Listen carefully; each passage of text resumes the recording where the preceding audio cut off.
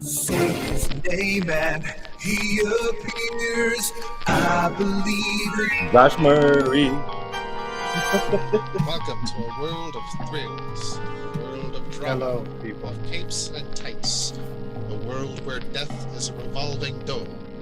Welcome to the Geek Matrix.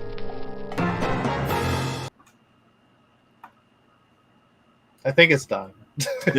There you go. It's glitching for us. Hello, people. Welcome to the Geek Matrix DC Comics review. No, wait. Let me check. Wait. More like celebration. not so Shit, much we have no reviews. reviews. Yeah. Oh, We're 'cause reviewing we did ourselves. How about the- that? Yes, that's a good way to put it. Because this is our celebratory episode for reaching 200 episodes. My God, it's been years. Wow. I think 3.5 since the show started. a little conceited to give yourself Yeah. applause. But Yeah. I didn't. Sean. That was for the both of you. Well, I hadn't gotten to us yet. It's been Oh. over 3 years since Brandon and I joined. Damn. Wait, no. You know what? It just came into my mind, and I feel like an idiot for not bringing this up earlier for this episode. But if we were going to do reviews, what we should have done were reviews of 200 issues across like Ooh. any comics. Oh, It's the damn, first thing man. I thought about that. That's I was like, an excellent idea. I know Rob has a copy. You have Green Lantern 200, right? I believe so, yeah. Yeah, and it just for some reason I was like, that would have been something we could have talked about because it's 200. It's our 200th episode. That would have worked out. Yeah. But shit. I think I have it in single issue as well as in a trade. Yeah, and I think don't quote me on this. I'm looking it up as we speak, but Justice League of America number 200 is like usually ranked as one of the best Justice League stories of all time. It's got like iconic art, really fun story. What? Man, I can't believe I just thought of that. Oh, no, I was thinking of Avengers. I was thinking, which is the one where Black Canary was like inadvertently pregnant with somebody. I'm like, oh wait, no, that was Avengers. That was no, Carol that was Danvers. Yeah. Yeah. That might also be Avengers 200. I don't know. I think so. I remember there being a team book, Yeah. 200, and it was awkward as fuck. Yeah. Yeah. Speaking of awkward as fuck, Rob, I did something just for you. You turned off your camera? His name and he appears. I believe in Joe. Josh Murray. Oh, I forgot I was gonna sing that too. Yes. Oh my I had to god, put he's Josh my Murray new favorite wrestler. Oh my god, it's Josh Murray. Yeah, Brandon, that is the theme song for a wrestler in the TNA promotion, Oh, Total nice. Nonstop Action, by the name of Joe Hendry, and he's just the most flamboyantly awesome guy you'll ever meet. He sings songs, he wrestles badassly, he makes fun of people, and he's like the biggest name in wrestling right now. That's He's awesome. taken over the world by storm by just being in a small promotion. they're going to wrestling. There's a clip of him, and it's Yeah. absolutely crazy. I sent Josh some choice Joe Hendry bits, including one fan made edit from WrestleMania that included Joe Hendry that was fucking awesome. And now Josh believes. He believes in It's Joe pretty Hendry. damn funny. He really is. To this day, Josh, and that whole segment with AJ Francis and She's a Champion was back in like January. Mhm. Still, I can't look at a box of Cheez-Its without thinking of AJ Francis. And Jesus. I can't. He's the Cheez-It champion forever. Oh no. Okay, so that was not awkward at all. That was awesome as fuck. Thank you. For that. So yeah, we're here to talk shop. Basically, we're here to just pat ourselves in the back, give ourselves a round of applause, and reminisce about all the good times we had, things in store for the future, and just talk about whatever the fuck we want because it's our episode. Figure it man. out. Fucking figure it out. Yeah, it's all for us. And I'm going to start with, I started organizing all the little pieces that come with my figures because I bought this little organization kit at where I work that's meant for like screws and bits and whatnot. He was hanging on the wall, but I thought it'd be perfect for my model kits. And then I didn't need it yet, so I figured it'd be perfect when I was cleaning up and reorganizing my room to put all the bits for my figures in there. And in doing so, I found this little thing, which is the lid / screw top off of one of my daughter's juice boxes. Oh, yeah. I was like, that doesn't look like a toy. No, but it was going to be thrown out. Now that it was in my room for some reason, and I went to go throw it out, and I looked at it. I'm like, wait a minute, this kind of looks like propellers. So I thought, why the fuck not? Mhm. Hal Jordan's got a new construct. Hell yeah. There you go. Yeah. Excellent. Exactly. Maybe he's fixing an old plane or something. I don't know. Maybe. I figure it'd just be perfect. It's got the plane motif. He's in a battle. He just makes some propellers, flies around super fast. It's on his mind, especially for Silver Age Hal Jordan, because he was all about the old planes like that. Oh yeah. Yeah. You know how like nobody knows what to do with their McFarlane cards? I just collect them. I'm gonna put them in a binder, actually. I have them. I've got a little table next to me where I got like I'm reading these books things going on, and in the middle of it, I decided I had to pick it up so it don't look as good as it did before. But I keep all of my cards fanned out, and then the mini comic that Brandon sent me with from Cass's first appearance, Nice. right there on the top. Nice. That's that. God dang it! I just dropped some. That's the first time. Oh, that happens to me all the time. It pisses me off. Funny every story time I about do it. that. Yeah, funny story about that first appearance line of figures, because I was also fortunate enough to get the first appearance of Nightwing, and I was like, oh my god, this is damn. amazing. And it also came with one of those mini comics. And I was like, well, this is great. I love this issue. New Teen Titans number 44. Let's go.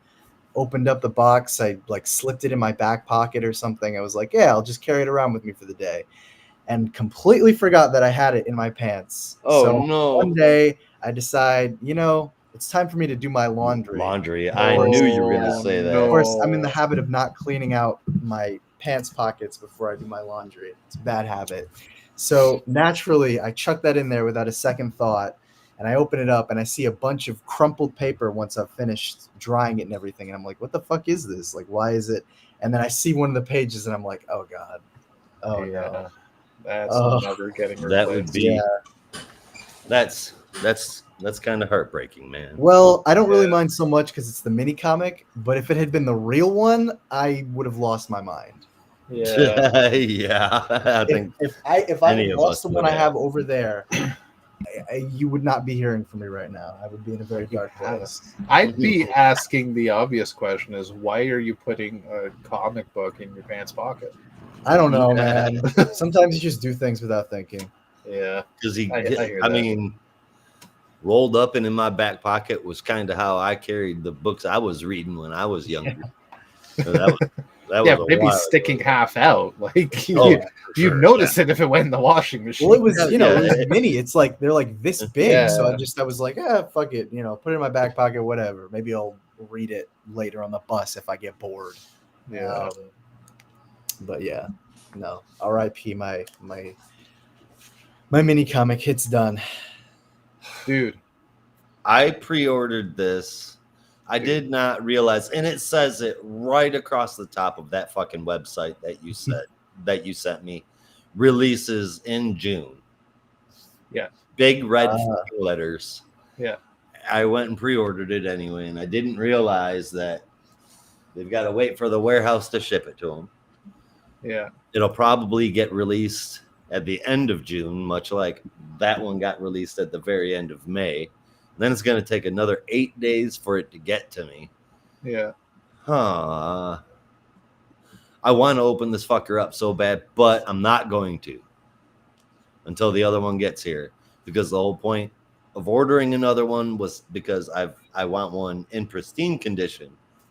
Yeah. And if that one shows up fucked up, I'm going to be really mad. That's fair. I was gonna say just fucking open it, you coward. Yeah. But you've got a point. You really do have a point. Yeah, I mean, and stuff like that. I mean, I get a little too mad about. I would be really upset. Yeah. And I imagine sending returns back to Canada isn't going to be the easiest of feats for me to do. I also have a question for you guys. More of Uh-oh. like, excuse me, a bit of help. If you come across the a head for an 8-inch, or no, I guess 6.5, 7-inch figure that's bald, please let me know, because this is fucking awkward. What is that? Kurt Angle should not have hair. Oh, Oh, see, the problem is going to be matching that skin tone. Because I would tell you that the green suit Lex Luthor right now is like $10. From McFarlane? Yeah. Fucking where? I've been trying to find that motherfucker. I will pull it up for you right now. Because I will buy that right now. All right. One more thing. I love this guy. nice. Yeah, that's a cool one. Indigo Ray Palmer. I wish the one that I bought had the staff, but unfortunately it did not. The Mormon guy, I guess, that I bought it from did not care about the staff because I only had the figure.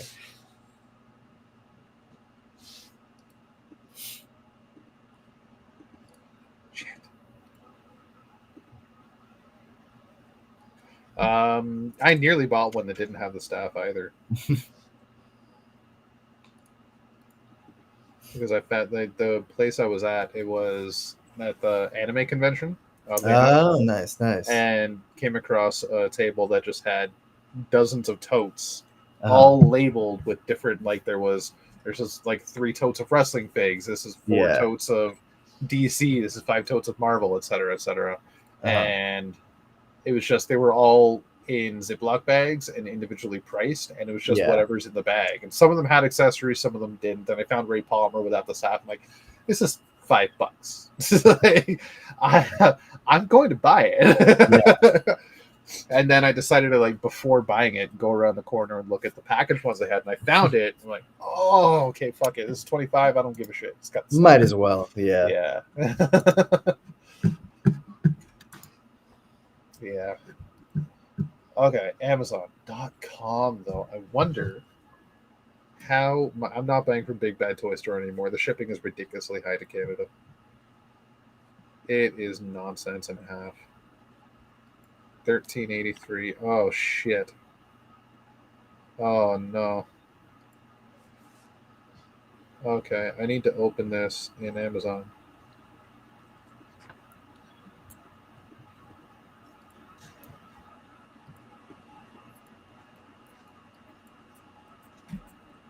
Won't you open that's- in my app? That's the American Amazon. I don't know if it'll. I mean, I've ordered stuff from American Amazon before to ship to Canada, Uh-huh. so it'll work. Mm. Well, there's your bald head, man. Or at the very least, there's Lex in a green power suit. Okay, it's $18. That's still not bad.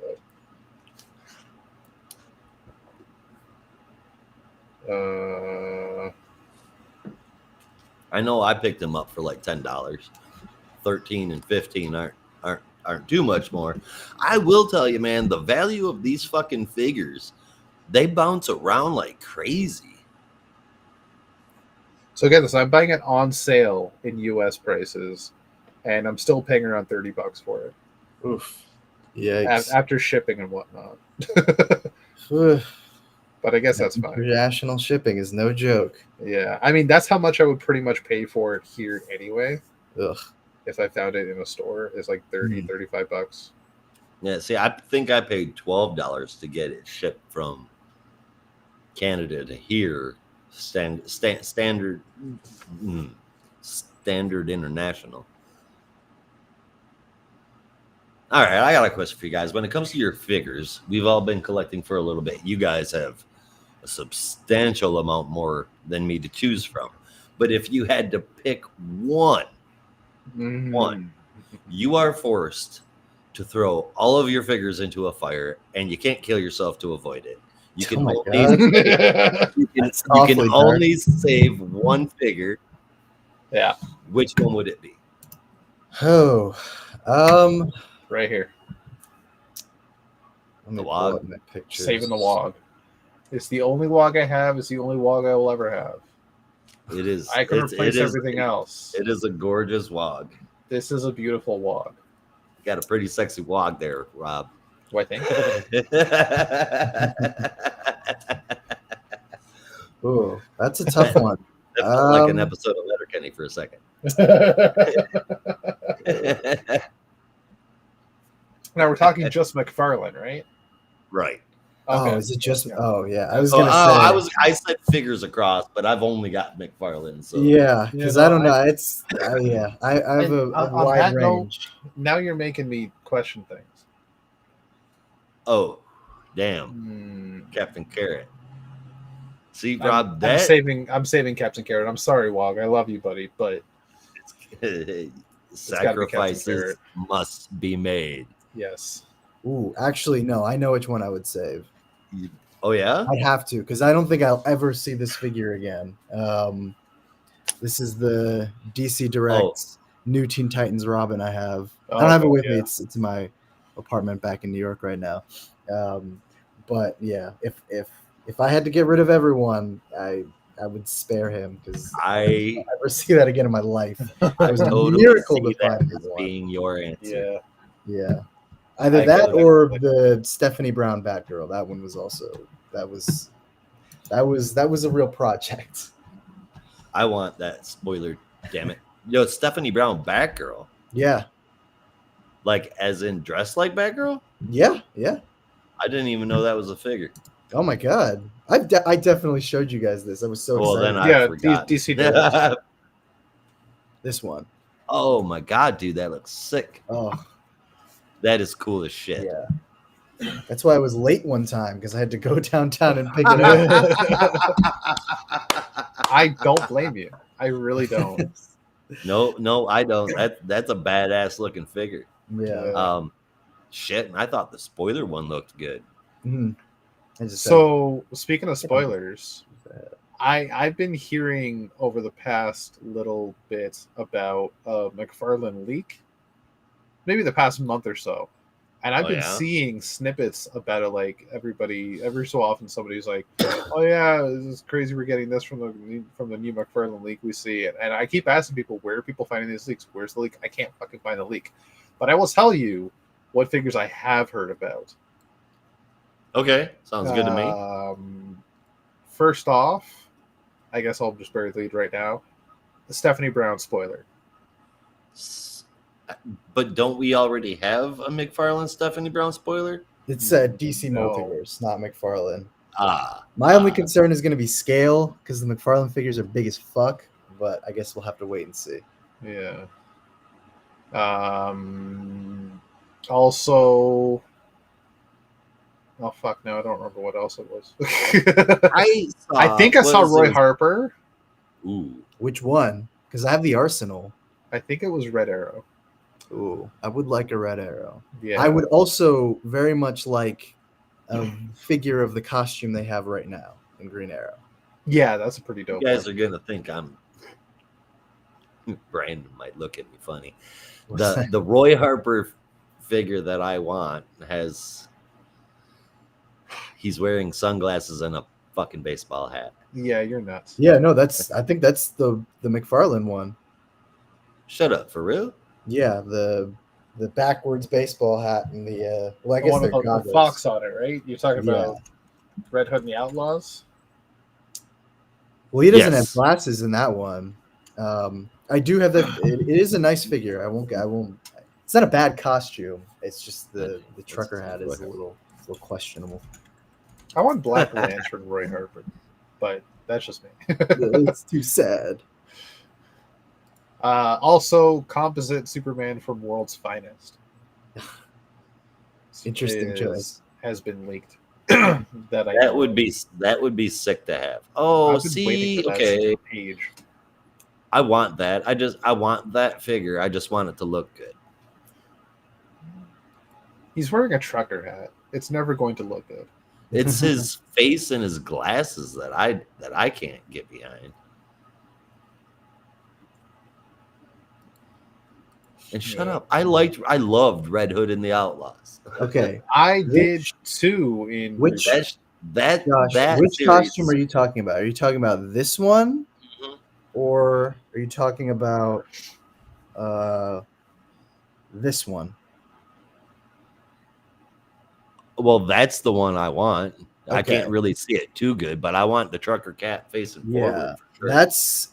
I mean, Yeah. those ones are pretty easy to find actually, but I don't know if McFarlane's doing a version. But I think it's the DC Direct one. That one's it's pretty good. The face is kind of funny. He looks like a ghoul, but aside from that, the costume looks good. So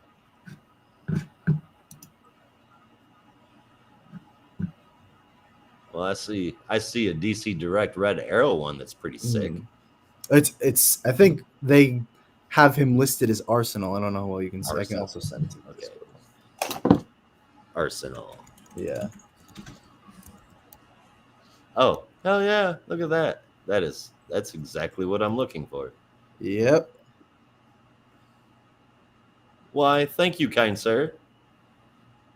Added to Amazon wish list. Sick. Mm.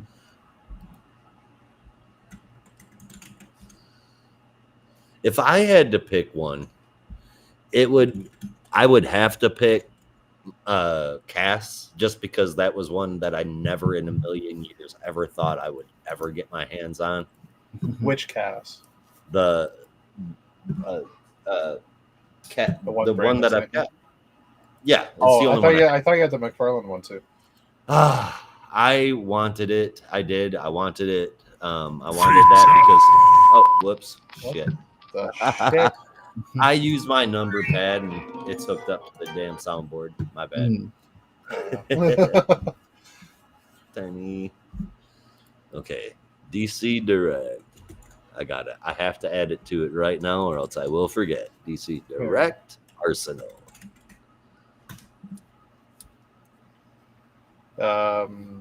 I think that Oh. cast from McFarlane has a wired cape as well, which makes for some really cool posing. Am I not signed in? Uh-oh. Uh-oh, what? You're not signed in. Oh, uh-oh. I'm just Yeah. in the wrong browser. Yeah. So, Brent, how does it feel to be finally up and out of school, man? Do you feel accomplished?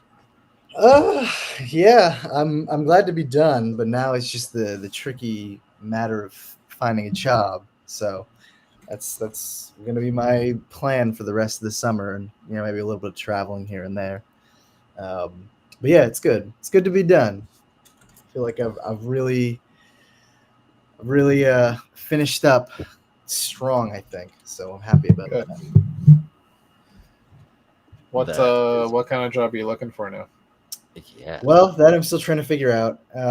I'm looking at a couple of teaching positions. There are a lot of entry-level teaching positions available in New York City right now, which is good because I'd be interested to just try that out and see what it's like.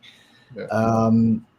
And then, I don't know, there's a couple of other like career path stuff that I'm looking at. I'm still debating whether or not I want to try and think about law school. So that would be a whole other path. So I'm looking at, maybe working in a law firm or something like that. So yeah, I don't know. Right on. That's why I'm like, I want to talk about that some other time. I don't want to deal with that shit right now. I Start get getting that. depressed. I get that completely. Brandon gonna start working is- at a law firm, and then the this next is- thing you know, his favorite comic book character is Jennifer Walters. I would be Daredevil, actually, because Daredevil has been one of my favorite comic characters since I was 10. It would be That's That's an actually moment if I've ever heard one. That's an Yeah, there actually. you go. I'm Shit, there actually you wasn't about my half a life.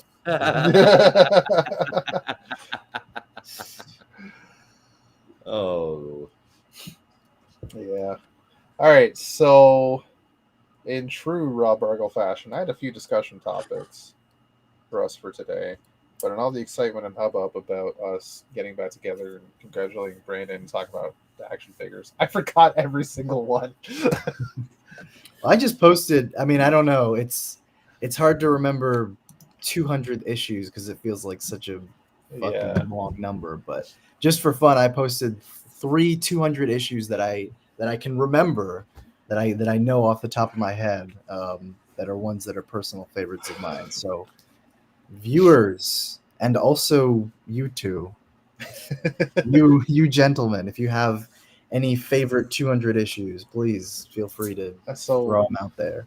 the thing is, I'd be hard pressed to even be asked what's my top 3 favorite issues of any number, and you want me to be specific about 200. I want you to be specific. I can 'Cause only think of a what are comic single fans if not number specific? 200 that I've read, and that's Green Lantern. I've probably read other issue number 200s, but I don't. Yeah. I couldn't tell you what stories they are. I couldn't tell you what books they are. So I'm gonna have to be exempt from this discussion. Was trying to do something in the spirit of the theme of the episode. And you blew it. I like it though. It's a really good idea. I need some research time though. I need prep time. I need to be Batman. You need prep time. I need prep time.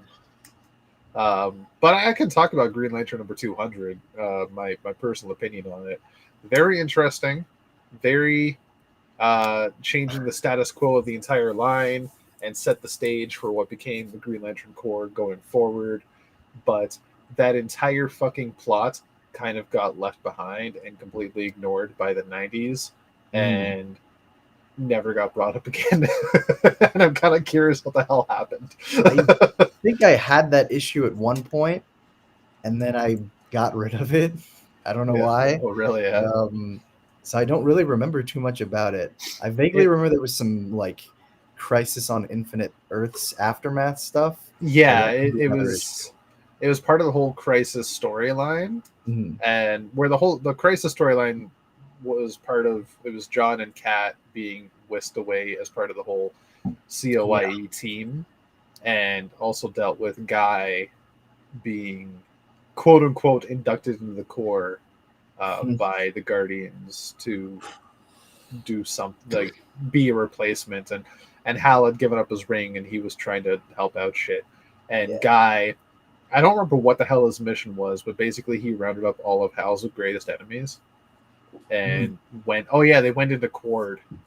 They went to the antimatter universe and tried to take out Cord, but it was all a trap, and Guy ended up betraying everyone at the same time. And then joined the Green Lantern Corps, and then John came back and Katma came back, and then Tomare died and Hal got reinducted into the Corps with his ring. I do remember that. And then I think that was I don't remember if that was 199 or 200 when Hal got the ring back. But basically it ended with the Guardians and the Zamarons, because Star Sapphire at the time, Carol as Star Sapphire, was Queen of the Zamarons. And she was working with Guy for some reason. I don't know if I finished that part of the plot. I might have jumped ahead a bit, but you got to go back and read it. 200 ended with the Guardians and the Zamarons, all being Maltusians, the same species, went off together in the universe and left all their lanterns behind. Basically, the Guardians just told the Corps, yeah, we're fucking off, so you guys got this, right? And we're gonna go bang these hot alien babes that we were related to. Peace. And that was it. Well, it was basically like they were going off to like figure out the future of their species, but it definitely felt like they were gonna go boink. Do you feel like that issue celebrated the totality of all that the Green Lantern Corps had accomplished in 200 issues? It's really hard to tell without reading the first 199 issues in succession. knowing what I know of it, I'm going to say no. Because it kind of just, it wasn't really a celebration of the previous 200 issues and more a setting up of the next 200 issues, which only ended up being 25 issues. Yeah, 24. and then relaunch, and then relaunch again. Well, relegated to Action Comics quarterly and then relaunched. Oh god, that's right. Yeah. No one talks about those stories because it's like the creepy ones that Peter David wrote, where Hal is like having sexual feelings towards Aricia. I could also be misremembering that. Oh no, that was part of Green Lantern Corps. that Really? was during their time on Earth as the New Guardians. Oh god. Okay. When it was Kilowog, Salak, Arisia, Hal, Guy, John, Katma, and I don't remember who else, but they were all together on Earth to look for the new Guardians that are going to run the universe later on. And Hal and Arisia both got trapped in like some cave or something, and Arisia. No, Yeah, I don't want to talk about it. I know I brought it up, but I also don't want to talk about it. Josh, do you remember the story? Not. Oh wait, with Arisia? Yeah, and Hal. I mean, I remember it happening. I was not an avid reader of the book at that time, but I do remember that happening and how it's so uncomfortable. Yeah, it's like, I mean, I'm not trying to defend Hal here. I hate Hal as much. I don't like where this is going. But like the whole situation is just like she kind of pulled the wool over his eyes a little bit, you know. Yeah. She made herself appear older using her ring, went away from his view. He had no clue that she used her ring to do it, and then told him that her species ages rapidly or something. Yeah, she hit him with the Graxosian teenagers are not the same age as Earth teenagers. Yeah. Okay. I may only be 14 years on Earth years, but I'm really 250 on Graxosian years. Oh yeah, okay. That'll definitely hold up in court. Yeah, you still have the body of a 14-year-old. Yeah. Okay. I'm just saying I don't 100% blame Hal here because he was blatantly lied to. He still did something wrong, but it's not 100% his fault. It's like 98% his fault. Yeah, that's about right. Yeah. If Arisia didn't lie to him, probably would never have happened. But let's face it, at this point, not the youngest person to ever be inducted into the Corps. No. Now it's I don't even know. Child. Yeah. Well, they had what's oh my god, I can't believe I'm forgetting her name. What's her face? It was like a not a toddler. Kelly? No, not Kelly. No, even younger. She was from Hal and Pals. She was oh my god, what's that alien race's name? I can't even remember. God. Oh my god. She was Zudarian. Yeah. From 2815. Yes. Three? No, it can't be. Maybe? I don't know. I know it's a sector neighbor. Yeah, I'm pretty sure it's was in 2815. Yeah, so Arisia is 2815, and then Tomar 2, etc. are 2813. This is after Tomar 2 passed away, and the ring got sent to somebody else. Actually, no, I think after that, I think that happened in Hal and Pals, if I'm not mistaken. Yeah. Because he became a Dark Star, and then oh my god, what is her name? And then it went to I just saw her name like a couple of months ago. A literal fucking child from Zudar. And Kilowog basically just like watched over her because he needed to train her, and he was like, I'm not training a fucking child. This is awkward. All right, I can't train this child like I train every other Lantern because she's gonna cry and run away. And at the same time, she's 5 years old. Okay, I had to cheat. I feel ashamed. I had to go to DC Wiki. Looked up her name. That's fine. Yeah, I was gonna do that too. Somarley, thank you. Yeah, it was something like that. But what really bugs me, and I know I brought this up before on something, and somebody pretty much explained it to me, but like, what worries me, and I still need to double check my source here, but Hal and Pals had Somarley up until the end. Yeah. Representative Lantern from 2813, right? Directly Correct. after that was Grant Morrison's The Green Lantern, Mhm. which had an entirely different Zudarian, Zudar. Was she which Zudarian? was grown up. I always thought she was Zudarian because she looked Zudarian. Huh. She had the orange skin and the beak. Yeah. Well, because I always thought what was her name, Trilla True or something like that. Like that sounds like a Zudarian name, but I guess I Definitely does. assumed it was a different. Yeah, it was a different race. I always figured they were Zudarian, but like it was never explicitly said. They just kind of like the beak fit the bill and Yeah, the name yeah. fit the source, right? So it really looked like it. So it always, since reading that and seeing Trilla True, I'm like, what the fuck happened to Somarley? Like this is Maybe they're insinuating that two? I don't Somarley know. died and her Well- ring got passed on. Like, Yeah, maybe I don't know. Maybe there are two. We can hope there are two. there is always that idea that there are two lanterns in every Yeah. sector at this point, but I don't know. I hope she didn't die. I want to remain optimistic that she. I need that her something to didn't come happen. back. I want her to return.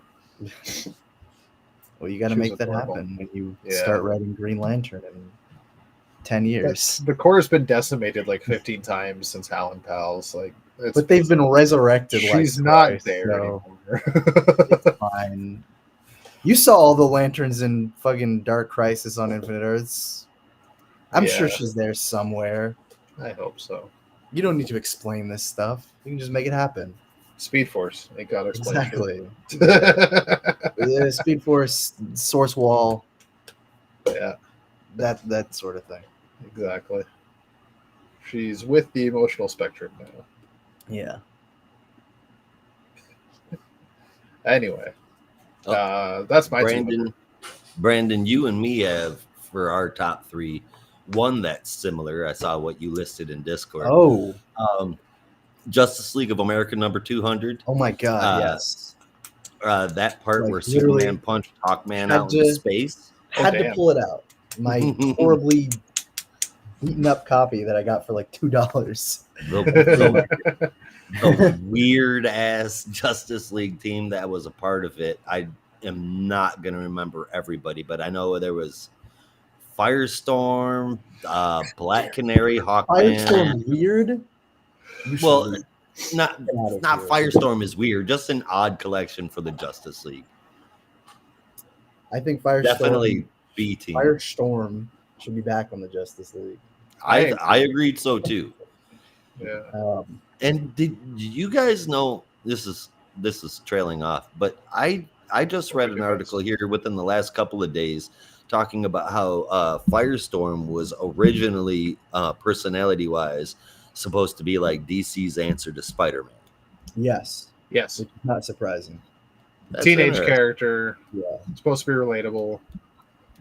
which is funny because at the same time, Marvel had kind of like another. I mean, Marvel has a lot of teen heroes, but I can't remember exactly when Firestorm debuted. I want to say like 1976 or something. Yeah. Mhm.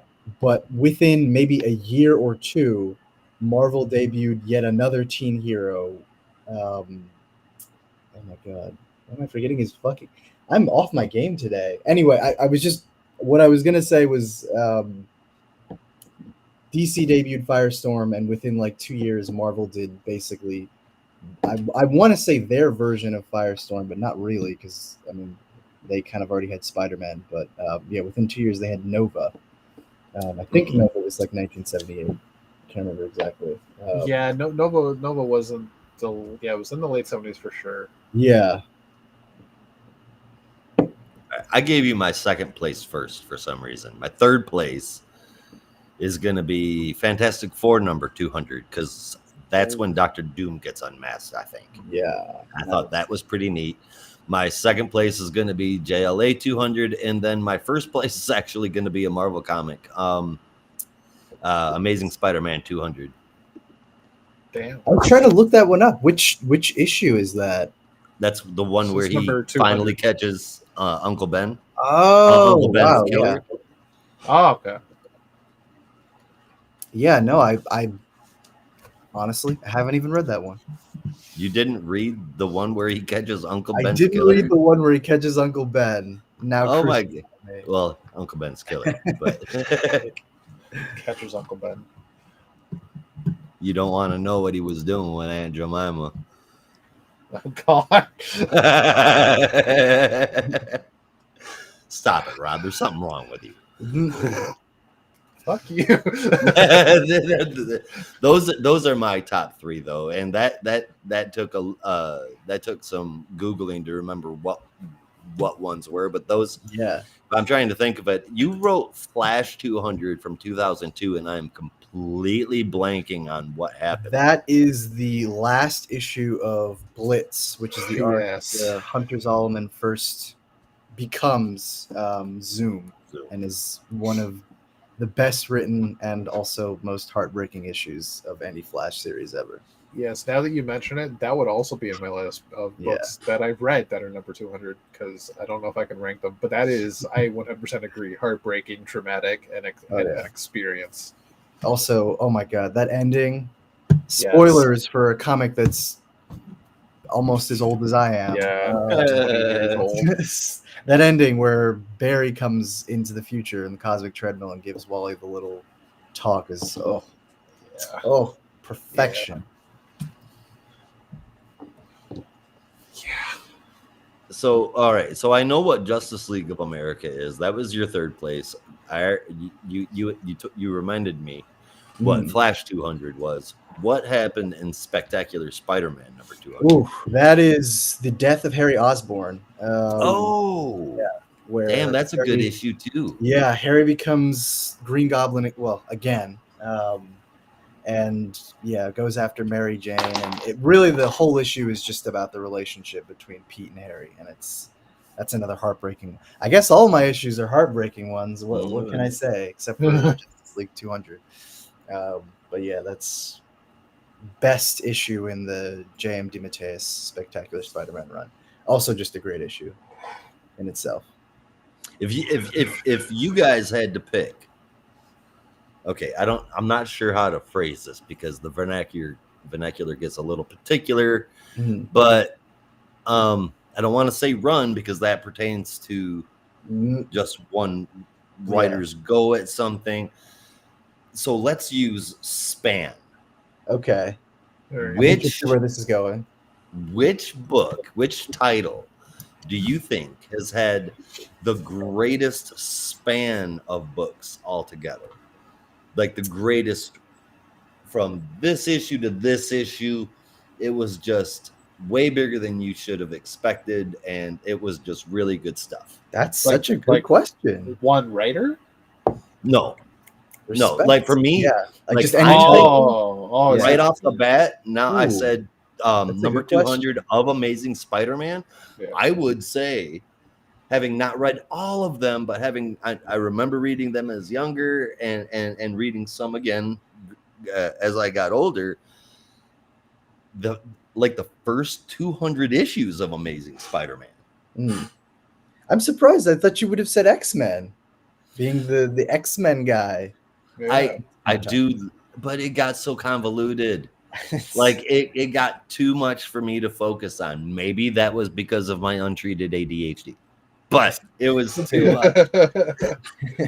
It did become too much. But the reason why I'm choosing Amazing Spider-Man is because it was, I don't know, there's side stories and unimportant shit, but essentially you see over the course of 200 issues, you see a full growth of Spider-Man and his entire story from issue 1 all the way to issue 200. It finally comes full circle, and I think at issue 200 is when we start seeing him take on that more mature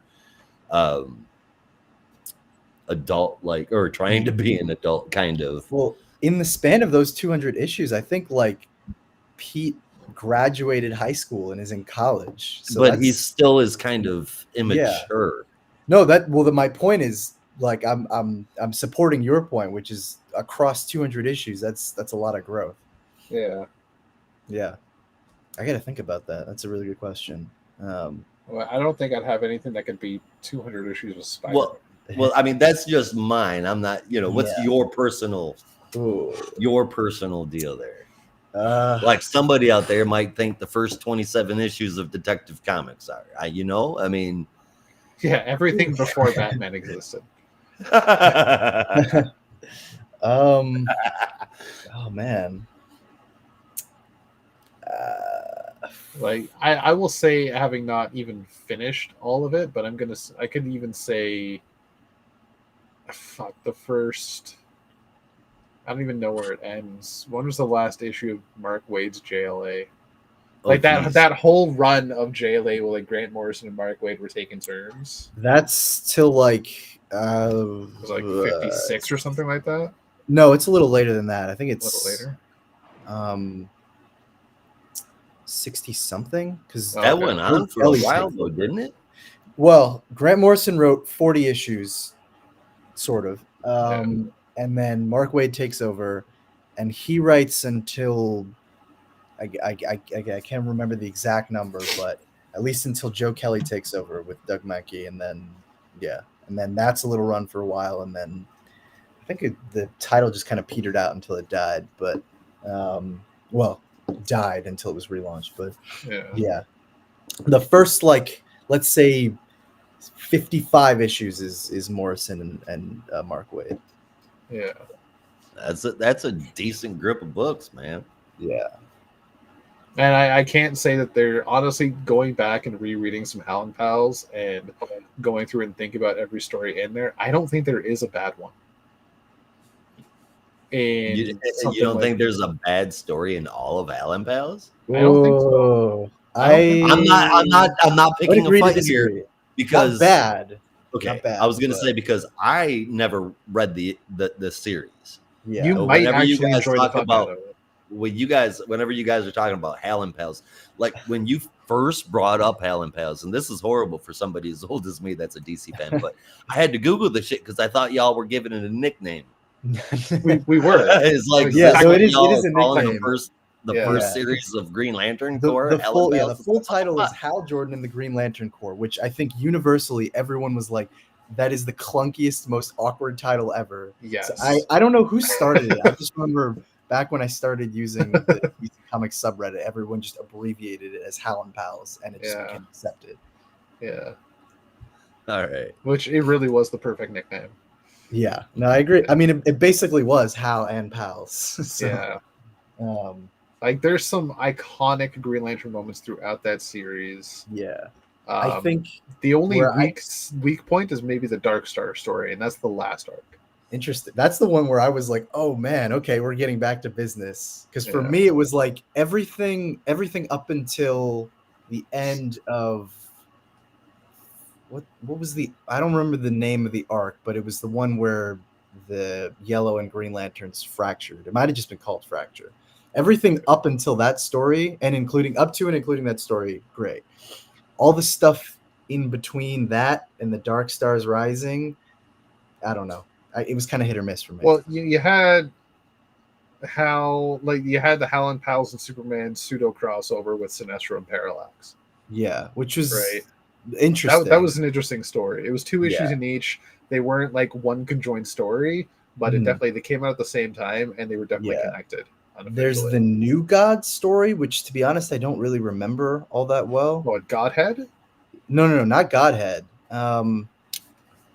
It's like I remember there's some story where Hal has to outrace. Was it Orion? You know which arc I'm talking about? No, I don't remember that. Huh. Okay. I'll plug that in somewhere. See if we can find it. And then there's that one, and then there's the one where they face off against Zod on his planet, and that one was Zod's Will. I liked it. I know like, okay, Zod's Will is not the most something new, like I'm celebrated story, but I really liked it. I thought it was fucking cool. I was like, I'm bored. Sorry, but the arc right before that gave us the Four Horsemen. as a Yes, team. yeah, Yes. that was the controller's arc, I think. Yes, that was interesting. Yeah, Like I will admit, Zod's will. I sound a bit like Schwarzenegger.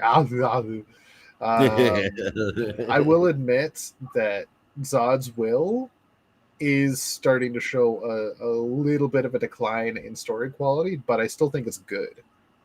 And then you get to Dark Stars, and it's definitely a weak point in the series, and then it just ends. But I really don't think, and maybe I will have to die on that hill alone, but I don't think there's a bad story in Alan Bell's. the arc was called Fall of the Gods. Yeah, I Remember that don't one? have that trade. Yeah. And like I remember reading, because I was reading it bi-weekly at the time, but it's like those two arcs, Fall of the Gods and Zod's Will, just kind of blur together in my mind, because I was like, I'm getting a little bored. I'm getting a little bored because it feels like they're dealing with huge earth universe shattering emergency like every week, and it's like this doesn't even feel threatening anymore. It's just another day in the life of the Corps. Yeah. I need something. Him racing Orion, was that late in the series or was that early on? This was 26, apparently, issue 26. I Yeah. might have it in trade then. All my Alan Pals trades are right here. Yeah, no, I'm sure you read it at the time. It's just again, I've read them all. Yeah. Yeah. But I don't remember it. So it would be Twilight of the Guardians? Let me pull out 5 and 6. Maybe. Let's see. No, it's before that. And I don't have that trade. I'm missing number 4. Yeah. Yeah, Twilight of the Guardians is 30 to 31 and 33 to 36. Yeah. But that trade, if I remember correctly, has the has that arc as well as the 2-part crossover with Superman, where it becomes the Yellow Lantern.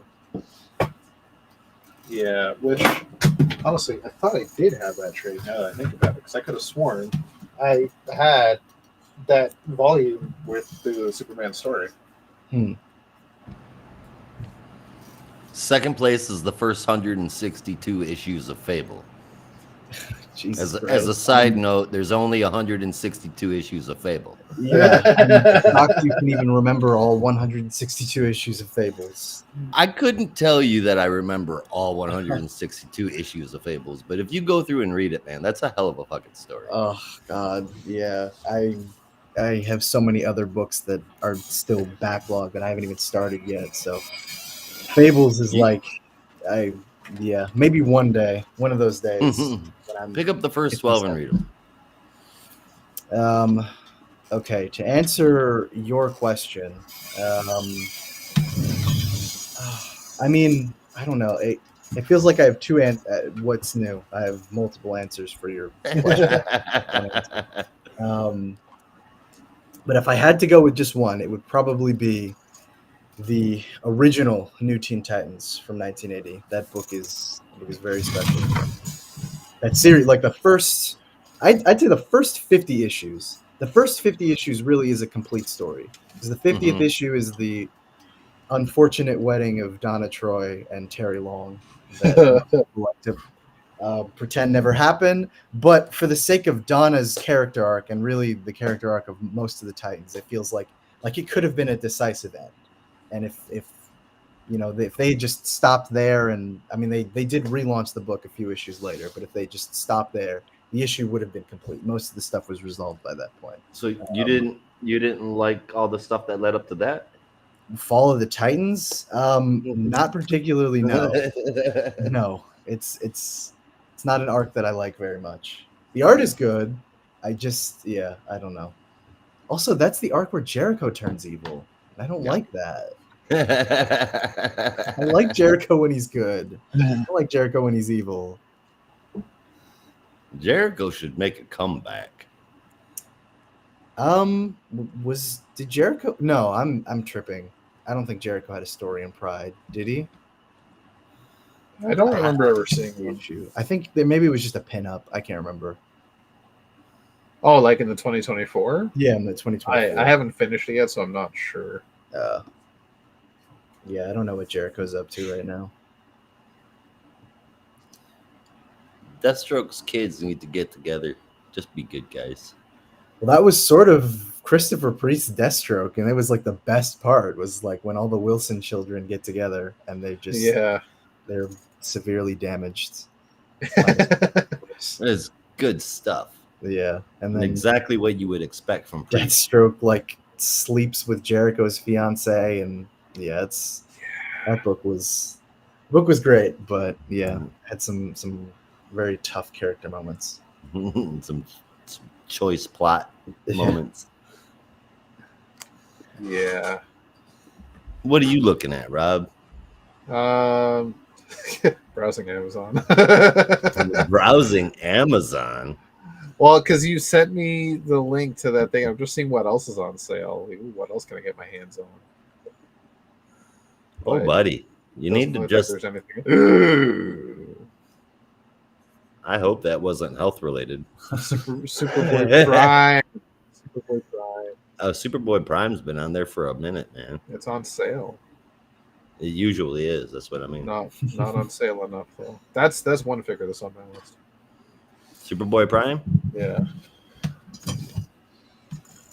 I was honestly never a huge fan of that design. Yeah. Now that's wildly unpopular to say, but I mean, it is a bit over designed. You're Yeah. honestly not wrong. Yeah. it's a little 90s eccentric. Yeah. When the whole thing, if I remember right, was supposed to be his kind of anti-monitor style armor, wasn't it? Basically, yeah. Yeah. Yep. That was him and that stupid ass punch of his. Mhm. Tisk tisk, Superboy Prime. Rob, are you frozen? Only mentally. Huh. I think about Superboy Prime when I just think about all the devastating shit he did. His Right. epic fight with Connell. Oh, And I was trying to. I was like, are you thinking of a specific moment or just? well, ever. there's that time he ripped Sinestro Corps and Green Lantern members in half with his bare hands during Sinestro Corps War. His epic fight with Connell during Infinite Crisis. Him posting nasty messages on DC Comics message boards. That's truly evil. Like, forget Yes. killing Superboy. That's heinous shit. Yeah, he went from Kryptonian warrior to keyboard warrior. Keyboard warrior. Wait, I gotta.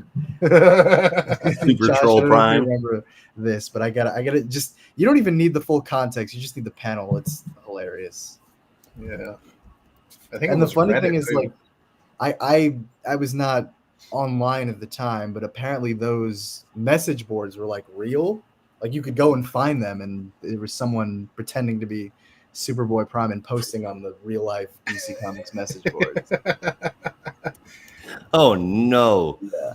Why do I feel like this is horrible? It's probably Jeff Johns. Let's face it. Probably, yeah. That's hilarious. Yeah.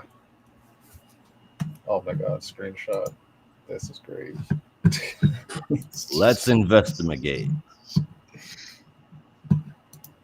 I don't know if you can really. I probably need a higher resolution version of that.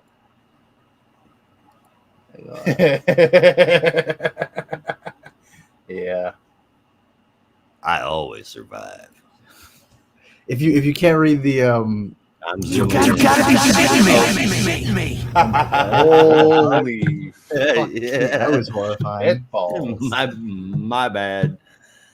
How many I gotta times stop did you using mash the that number number? pad. It was the plus button. Zoom, zoom, my zoom, zoom. Yeah. Nope, I can't read it. Damn it. The title to the thread is "Can Superboy Prime be redeemed?" No, he can't. No, we can't. No, he can't. It kind I of think got he redeemed was. during. Well, he yeah. did. Death Metal, but yeah. Yeah. He was redeemed during Death Metal. But it took him a long ass time though. Yeah. Yeah. I was happy to see that. I'm not gonna lie, it surprised the shit out of me. I thought he was gonna be a royal pain in the side. I mean, he was. Well, For I a know I didn't long expect him to. I didn't expect him to end up Mhm. doing the right thing. time. Yeah. That didn't Um, seem normal.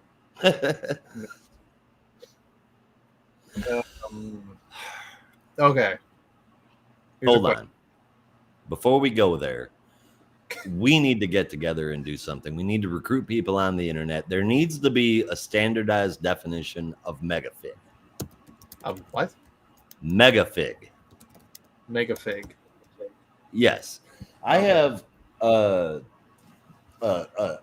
megafig clay face Right. that's like 10 inches tall. Yeah. Okay. There's a megafig Bane that's like 10 inches tall. Yeah. Then I see that McFarlane is coming out with a megafig dark side. Yeah. And it's 7 inches tall. How the That's not fuck is that a 7. megafig? It's not 7. That's not what I saw here just a couple of days ago. It said it was 7 inches tall. Let me take a look.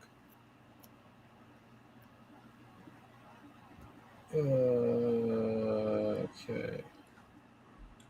Okay.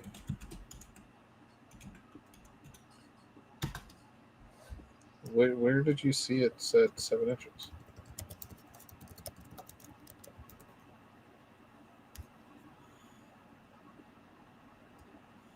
Right Wait, on the where- McFarlane website. It's got to be a typo, because there's no fucking way Darkseid is only 7 inches tall. That's what I'm saying. It's specs, scale, mega figure, product features, incredibly detailed 7-inch scale mega figure. Bummed me out. It's actually a pretty cool looking design. I mean, the box is like a 10-inch size box. I'm going to say that's a typo. There's no way it's 7 inches. That's what she said. I Stop it, Rob. God, you're horrible. didn't say you. Excuse me. All right. Hey, Brandon, are you still here? Oh, Brandon disappeared for a second. Uh-oh. Uh-oh. Yeah, see the product dimensions on Amazon, 12 Yeah. inches high. Okay. All right. You just take away Okay, 2 that's inches, that fits in the box. I'm Yeah, better. with there's no way that's a 7-inch. No fucking way. that. It's like that's gonna look really weird with him being the same fucking size as Red Hood. That's Yeah. like Cassie There's is gonna no way. be barely looking up to him at him if he's 7 inches tall. Just double check on other websites just to be sure. Just to be sure. Just to be sure of what? Oh, about the megafig? Yeah. On Entertainment Earth, it lists the item height as 8.87 inches. Still not 7. Well, yeah, Closer to closer 10. to 9. That works for me. It just can't be the same size. It's got to be bigger. It doesn't make any sense to have it the same size, and it seems very misleading to call it a megafig. Yeah. The Big Bad Toy Store say it as. Yeah, 8.87 inches. So Basically 9. wait. Uh-oh. Ugh, I don't know. I'm still gonna say it's a 10-inch figure. There's no way that's a 7-inch fig. It would look pretty fucking squat if it was, but Has to be a fucking typo. Because that box is definitely a 10-inch figure box. That's not a 7-inch figure box. how the hell can you tell by the picture? Picture of the box. I mean, Like It could just be. Just picture the box. Because of the way the box is designed, I bought figures that are mega figs, and they are the package design is different compared to like a 7-inch fig. For starters, it doesn't have the hang tab. First off, to go on a peg. The plastic is a little wider, like the clear plastic on top. Yeah. Like on the face, I mean, on the face of the so on the mega fig is a little wider. It doesn't have a jazz down the side. Oh. Yeah.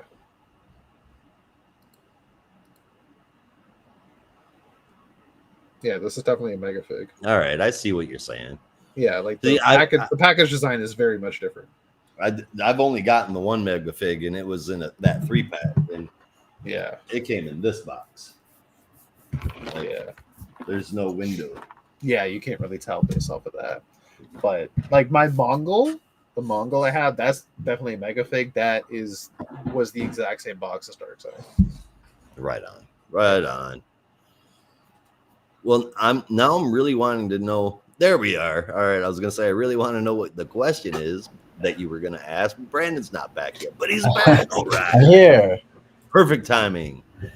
I feel like you have something to show us. No. Oh, okay. Well, actually, I don't know. I don't want to embarrass myself too much, but I forgot who I was talking to. I'm kidding. No. It's I'm not going to feel offended really until into, I know what it is. Yeah, I've got really into collecting My Hero Academia figures lately. That's fair. Okay. So the one I just some ordered ones. like last week came, so I had to. Well, I was also taking a phone call, but I saw the Amazon delivery notification popped up on my phone. I was like, okay, let me just sneak downstairs. So I got this. Pretty cool. Yeah. Right on. Oh, what was that, sir? I was tabbed out. What? My I had a different window open. I missed it. Oh yeah. Oh, this. It's Oh, okay, chocolate right on. from My Hero Academia. Nice. So last Halloween, my brother's daughter, my niece, she goes to her dad and she wants to be, oh God, I just forgot what his fucking name is. The Demon Slayer from My Hero Academia. The Demon Slayer. Jujutsu Kaisen. No. You just Who's listed posting a picture? I might know. 3 different animes Hold in on. one sentence. Hold on a second here. Jujutsu Kaisen, My Hero Academia, and Demon Slayer are 3 entirely different things. Yes. It's like what Hold on one second. Okay. I'm very confused. It's how you can tell Josh is not an anime fan. No, Oh, God. not at all. Yeah. But now you got me curious. Now I can't. I'm trying to figure out who the hell it is. Main Ishigo. character uses a sword From Bleach? from Bleach. I actually remember Bleach, and I was super stoked to just find out that a brand new season of Black Butler came out. Yeah. Oh my God. That was like, what was that? Yeah, was for that real. this spring? Yeah, it just came It's out. wild. Yeah, Yeah. I'm fucking. I was like, oh, I'm gonna watch Whoa. this. Oh my God. It's 2007 all over again. Oh, you know what I just started watching? I'd never seen before. What's up? Evangelion. Really? Oh my Yeah. God. What do you think? It's fantastic. I'm 4 episodes deep. I've always heard it's like the best Oh, mecha yeah, anime my ever. bad. And Okay, I started so- watching it like, so no Yaiba. this is the best mecha anime Demon ever. Slayer. Never mind. Yeah. No. Not it's- My Hero Academia. But Okay, so it was the Demon Slayer, Jujutsu still Kaisen. to that point, I Oh, guess. She goes to my brother and says, this is who I'm going to be for Halloween, but I don't have a sword. Spirit Halloween just has really super cheap looking shit. Uh-huh. Can I get online and order and a buy sword for the costume?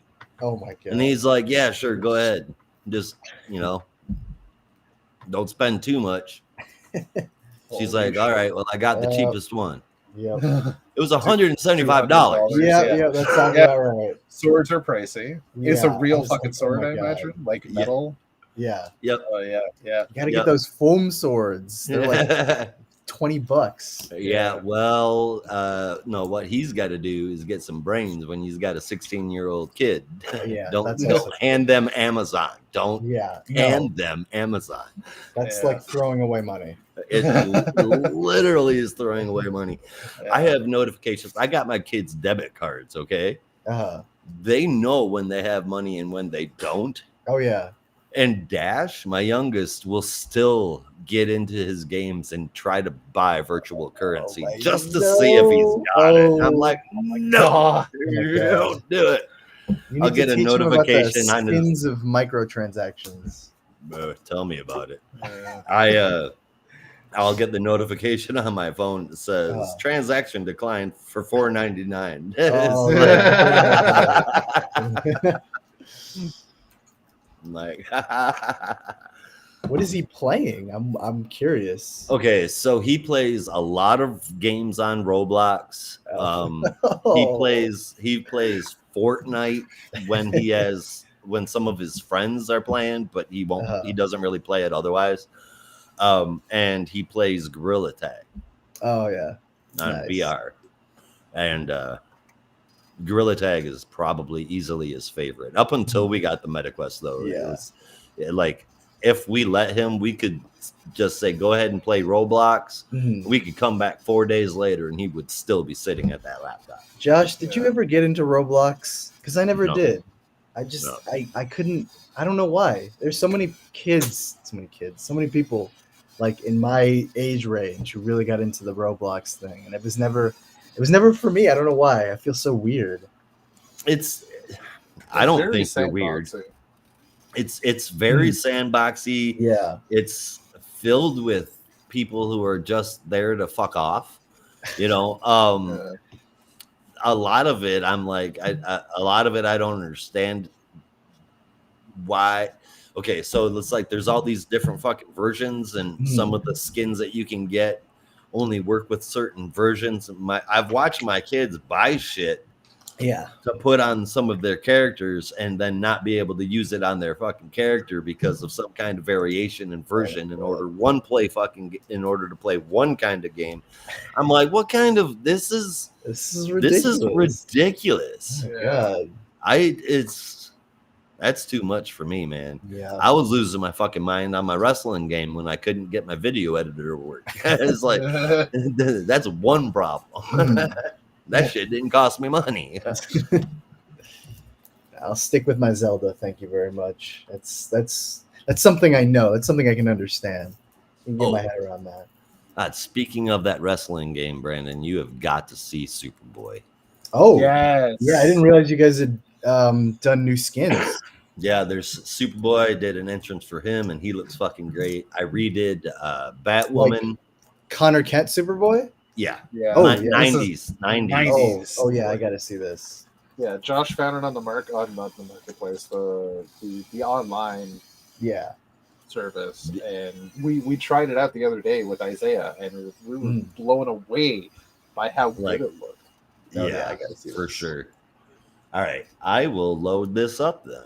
Yeah, I think like, my favorite of the ones you've done so far, still the Guy Gardner, because that one looks so good. And it's Yeah. so fitting. I've done everything else on this character except for mess with its look. Superboy, when I downloaded it, I hadn't messed with it yet. Mhm. And then when he showed up for the first time live, we got to see his character. Me and Rob saw it at the exact same time, and we're like, holy shit, this is perfect. Now I gotta it see. is. I think the only thing missing is the yellow S on the back of the jacket. Mhm. That could It's be got wrong. it's got a red S on the back of the jacket. Oh, okay. We're gonna have to fix that. It's got to be yellow, man. No, but honestly, I'm gonna work on it. fantastic.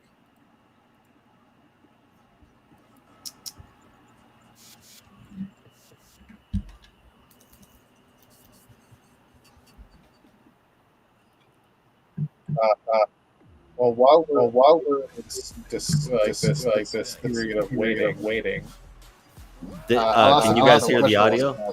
Yes. Okay. Like holy echo. Oh my god. Yeah. Someone's echoing that. It's not me. I only got audio coming out of one hole. That didn't sound right. And realize which that was that loud. All right. I'm not gonna log in and do that. Let me just do a real quick match here. Let's see. How do I do a mixed tag? 2-on-2 probably.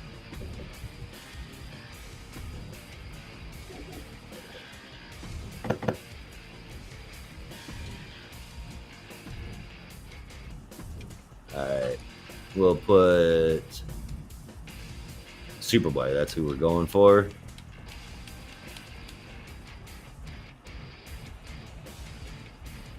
I'm sorry, Rob. You were gonna say something, weren't you? I'll wait for it. All right.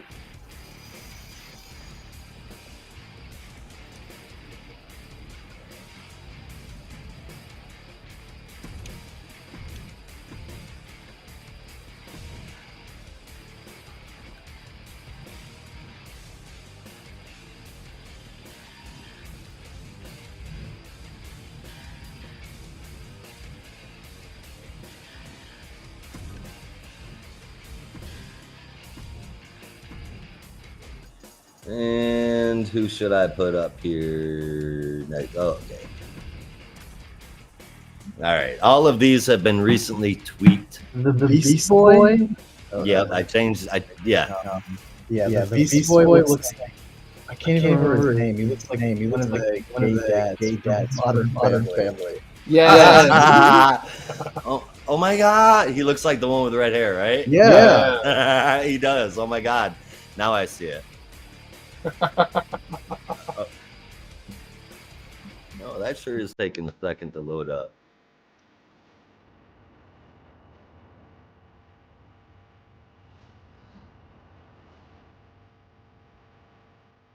Anyway, so I did redesign the rest of them. I did Batwoman and Cassandra Cain. Cassandra Cain is really difficult to do because of, the whole solid mask thing. So I had two versions of that one, but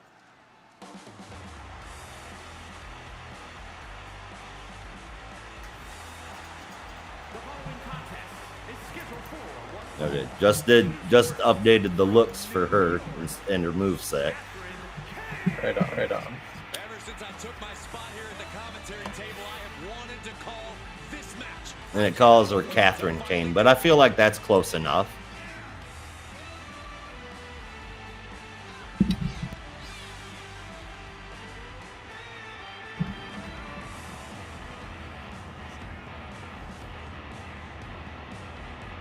This is a match she has long been asking for.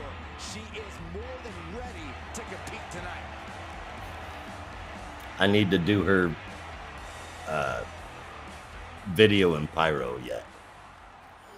And then this is Superboy. Oh, are you guys ready? I did his video and everything. Weighing in at 217 pounds, Connor Kent. Perfection. I can't watch this entrance. I heard this one backstage talking up their own work non-stop. Well, why don't they get in the ring and prove it, huh? That's what they're doing right now, Corey. Well, good. Let's see what they've got then.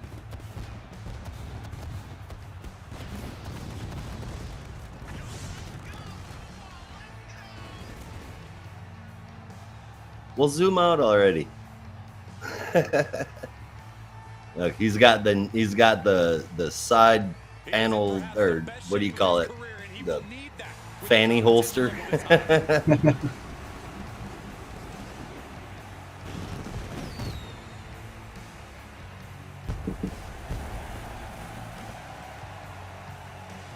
I mean, he don't look awesome.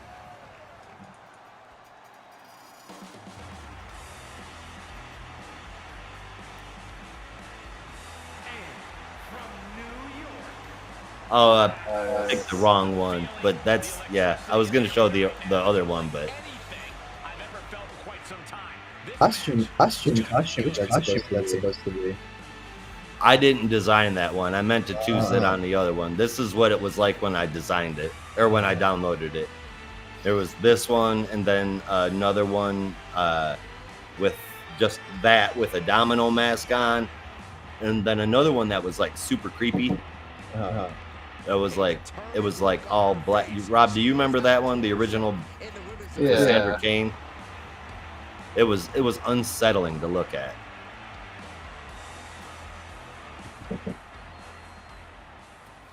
I forgot who the last one I chose was. Things are about to get good. Beast Boy. Oh yeah, haven't done his entrance yet, but I mean, Deep in the jungle, weighing in at 150 pounds. Gareth Brandon is not impressed by the Beast Boy. All right, noted. I'll work on it. I need to pull a picture of what's his name. Modern. I watched Modern Family last night, and it's 100% like spot on. I'm waiting for him to yell Cam. Cam. That's what, oh my god, Cam. I couldn't remember what his husband's name was. Mitchell. Oh. It's a real battle of the sexes tonight. Mixed. All right. I'll back that up, but I had to show you the Superboy. It was That Superboy is great. Yeah, saw that. It was freaking perfect. Okay, so since video games have happened, now I'm gonna ask what I was gonna ask before. If you could pick a superhero to make a video game for, and they've never had a video game before, who would it be? And we'll say it'll be in the same vein as the Arkham series, where it's a solo adventure, like Arkham / Marvel Spider-Man on PlayStation. Solo adventure, very like honorific to the character. I'm shocked it hasn't happened. Well, I'm not shocked it hasn't happened yet, but I'm shocked no one's ever. You better not steal my answer. Oh, I feel like I might. I don't know. But no, honestly, I was either gonna go with the Question or Blue Beetle. Oh, okay. Blue Beetle is probably my top answer because Blue Beetle, there's so much potential to make a game like that, especially because you could like have it swap between Ted and Jaime or something like that, and there's a bunch of story possibilities in that. So you can have 4-player online adventure with Ted. Player 2 is Booster Gold. Player 3 is Beatrice DaCosta, and player 4 is Tora. Wait, no, not even just that, but like a Justice League International DLC. Oh my god, yes. That would be so fucking sick. Rocket Red. Yeah. Fucking Black Canary. Gnort. Oh, Gnort. Guy Gardner. Yes. Anyway, Blue Beetle video game. Rocksteady, your move. Yep. Hey, Josh, what do you have? The reboot of Warlord. Ooh. Like Travis Morgan Warlord? Yeah, or eat shit. Even not the reboot. Like, I mean, fuck, take it all the way back to Mike Grell. Yeah, that would be awesome. That would make for a great like slasher video game. Mm-hmm. Yep. Or and I think it would be a great video game to put the Nemesis system into. Yeah.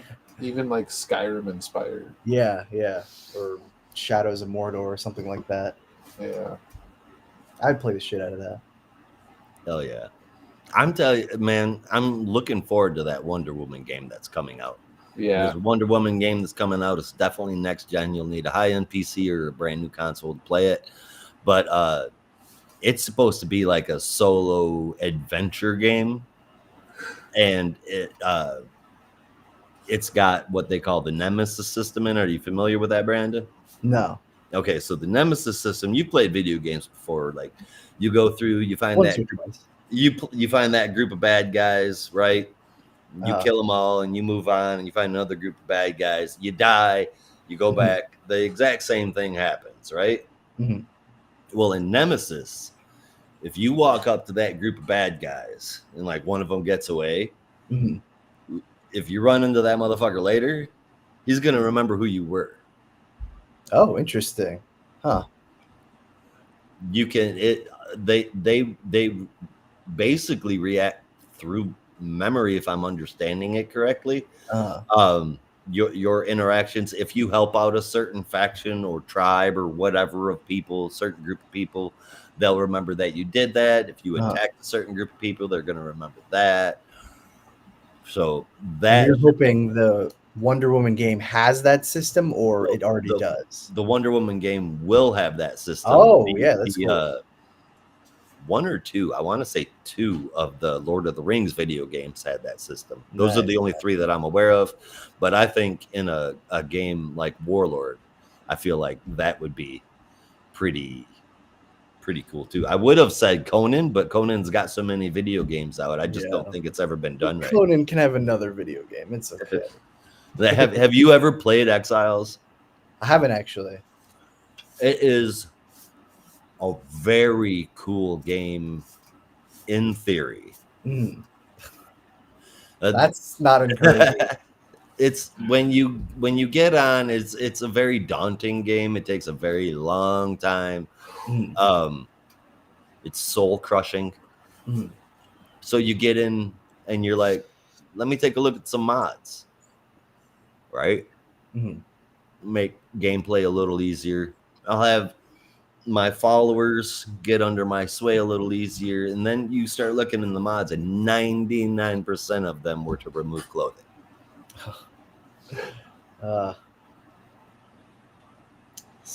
It's like you start off that game with barely wearing anything at all anyway. So there was no help. It's soul crushing, it's grueling, and don't go check out the mods. I guess I won't then. No, I think the only Conan game I played was like the one on Xbox, Xbox 360. I remember that being like kind of long fun. time ago. Yeah, like 2008 or something. That was a long time ago. What about you, Rob? If you could pick one. I've got three that I would think. I'll do reverse order. Number 3 would be Plastic Man.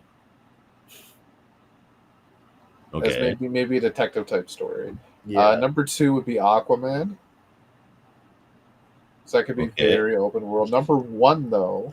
That could be very similar to like a Wonder Woman game. So that could work. I'd be down for that. Number 1, and I'm also surprised this never happened, and I'm kind of shocked that Brandon didn't say this. Green Arrow. Oh my god. I gotta be honest, it didn't even come to mind. What kind of game would Green Arrow be, though? Oh man. Any. What kind of game is it? I don't care what kind of game it is, just put it in there. That's all I care about. It's so versatile. Well, it could honestly just be like it could even follow the exact same build as Arkham. Yeah. Just add in a bit more of range attacks. All right. Yeah, fair enough. The bow mechanic, I think, would be the big sell of that game. Yeah. And then as you progress through the game, you can unlock different trick arrows. And different fighting styles and combat techniques. Yeah, like he's also a hand-to-hand combat. Right? Yeah. Okay. Now here's my next ashamed question. I didn't even think of that. I'm intrigued. But here's my next question. Arkham, and the way that game was designed, required a numerous rogues gallery.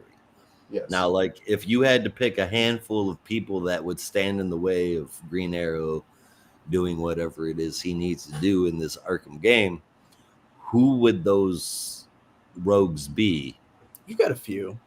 Yeah, you got a Rick, few. Deathstroke, Count Vertigo, Merlin.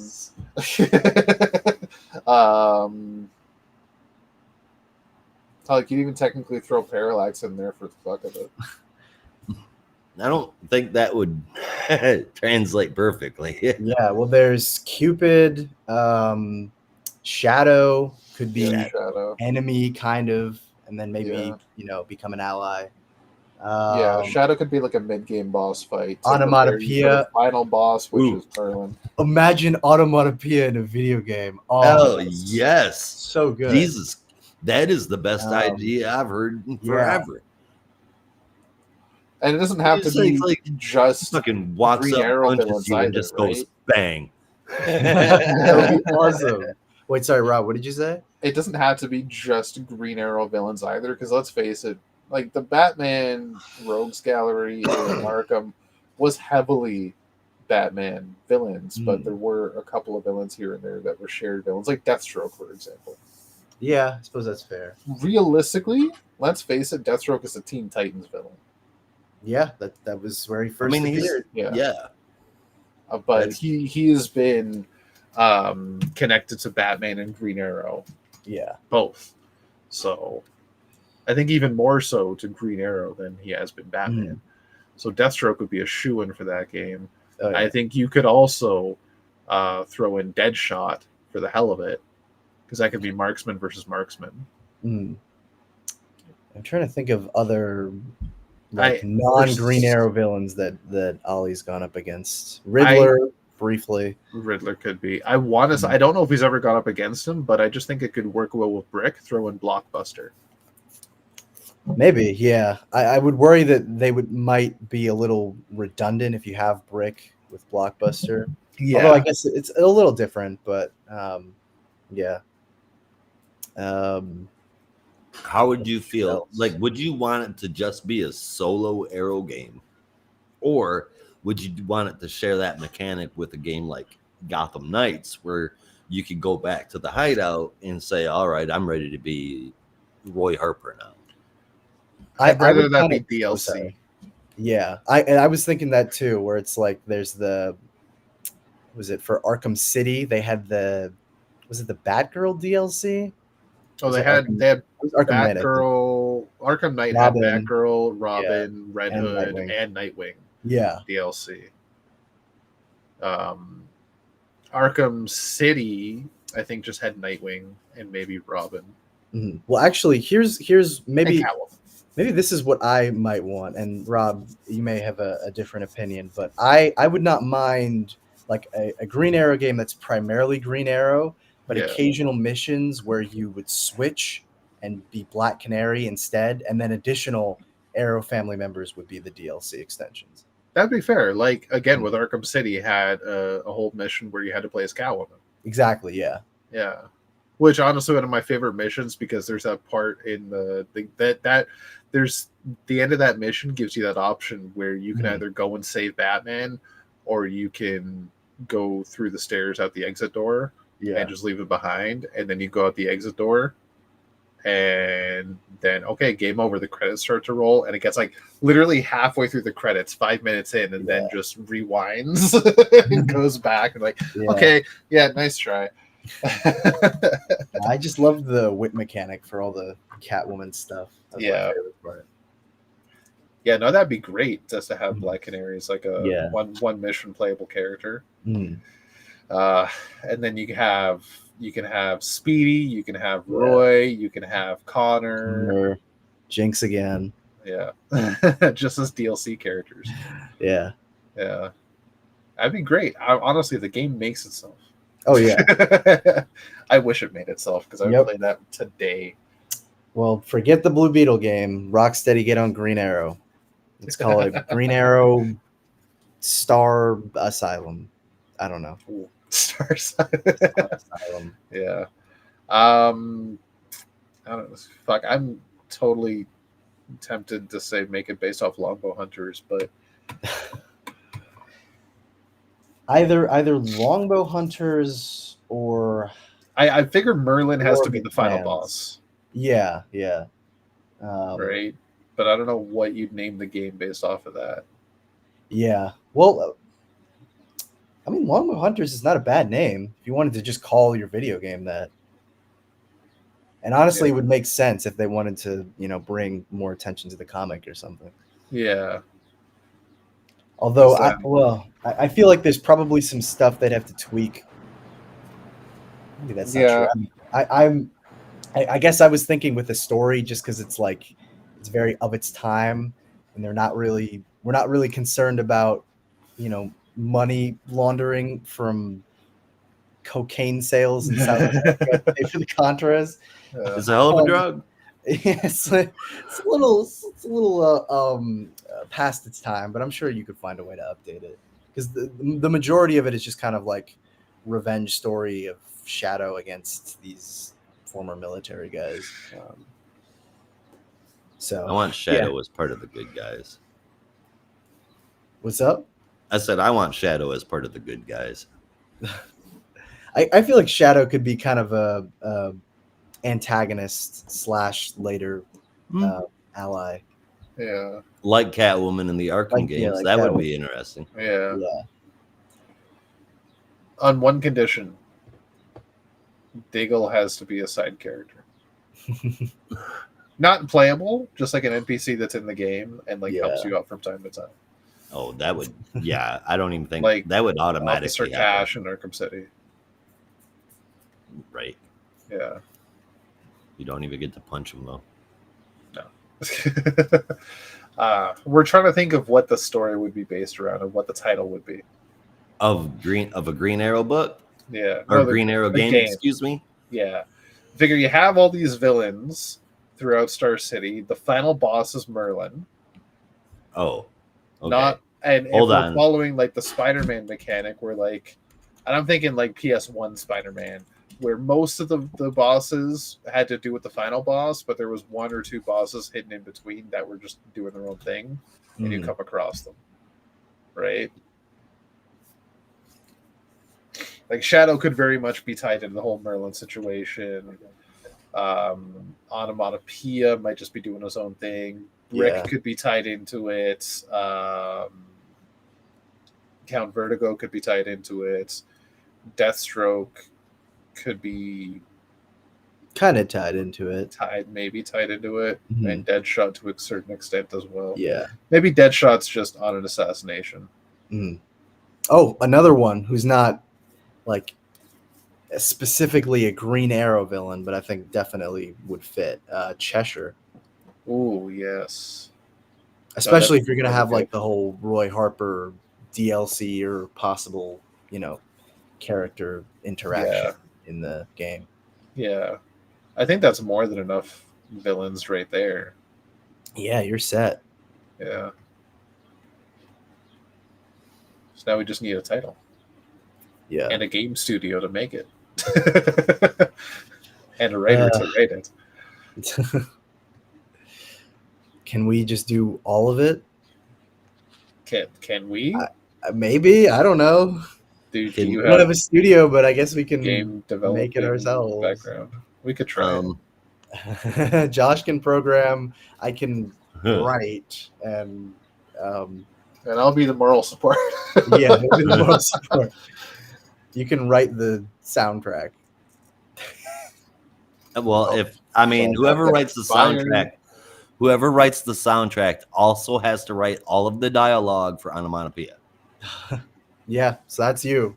You gotta record every wham, bam, and slam. Okay, what's the key on the keyboard for bang? I believe that's B.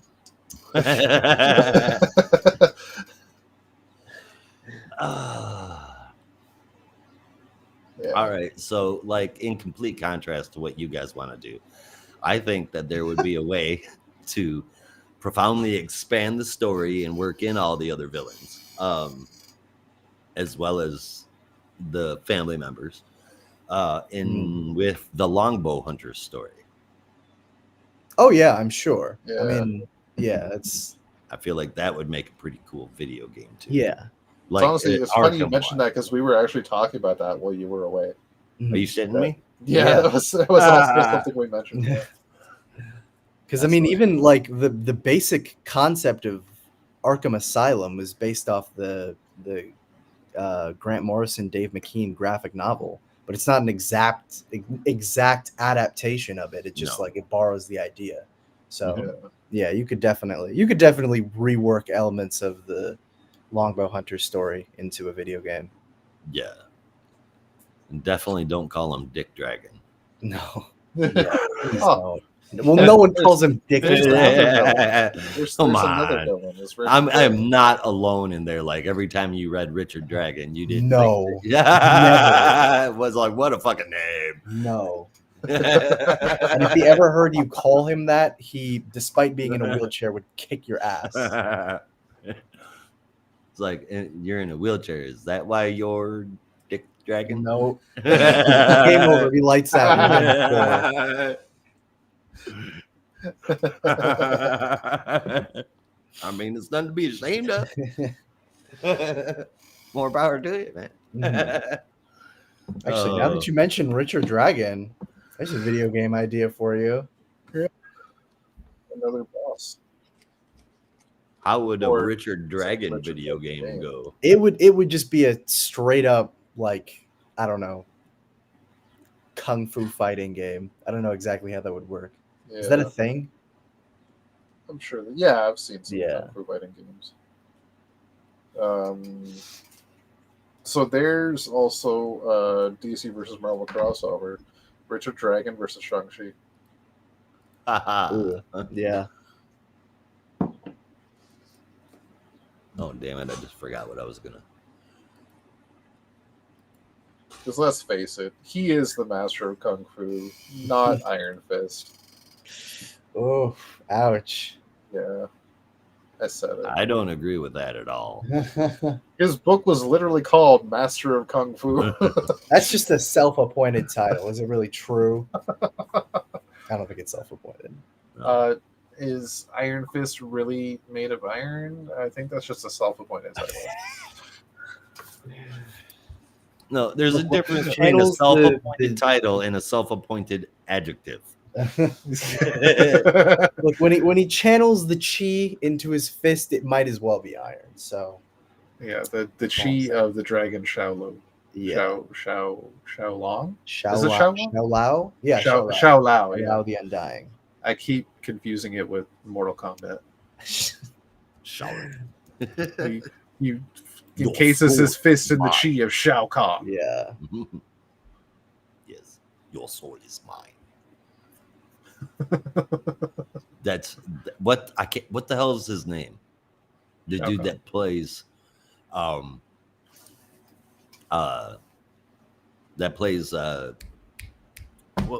God damn it, you just said it.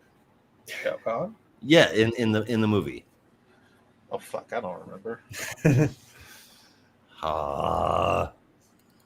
We gotta look it up. Now I gotta look it up.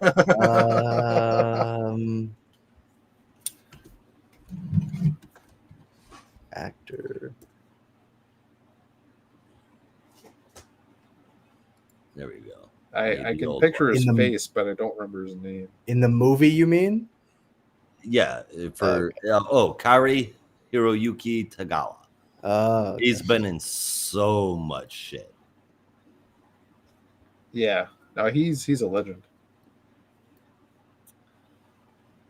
I think that's his first name. I think it's pronounced Kari. I would imagine so.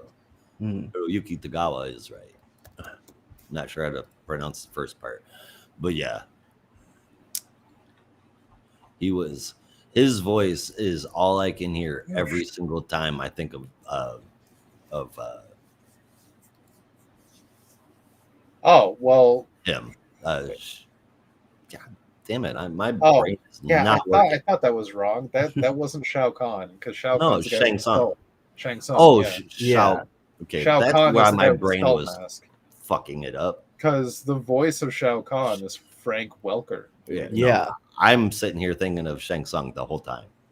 That's why I said your soul is mine.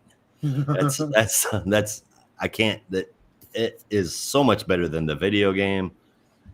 It was the perfect actor to be Shang Tsung. Man, Frank Welker does like everything. Yeah. Jesus Christ. Apparently, also in that movie, Ed Boon. Oh, Yeah, good. surprising. Why is that also not surprising? Because he's not an actor. But it's also not surprising because Put his ass in his own video game. Yeah, I mean, Toasty. of course he's going to put himself in their movie. Oh, Hell, I think fans would have been upset if it didn't happen.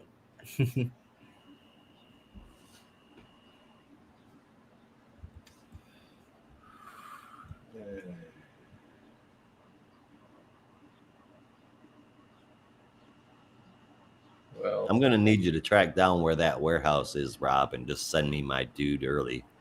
I think it's somewhere in like the west. All right. Well, can you holler at Kirk for me? Okay. Yeah, I'm sure he can track it down. Yeah, It's up there somewhere, damn it. yeah.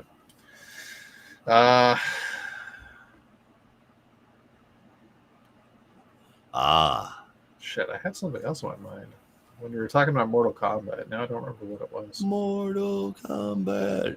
Was it techno music?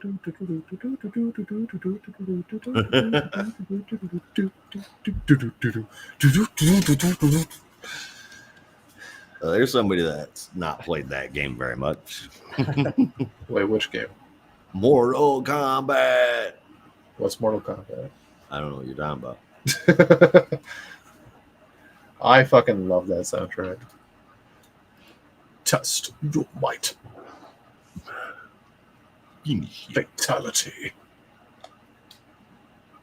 Matter of fact, Flawless victory. I have that one. Fatality. Holy fuck. Was that really loud? My bad. Just a little bit. Is this Fatality. That's that a better. little better? You need to get toasty. Just for me, please. Okay. I don't think. Fuck, do people even know that one anymore? People our age do. People your age do. Brandon, do you I know think that? I've definitely heard that before. Oh, fuck.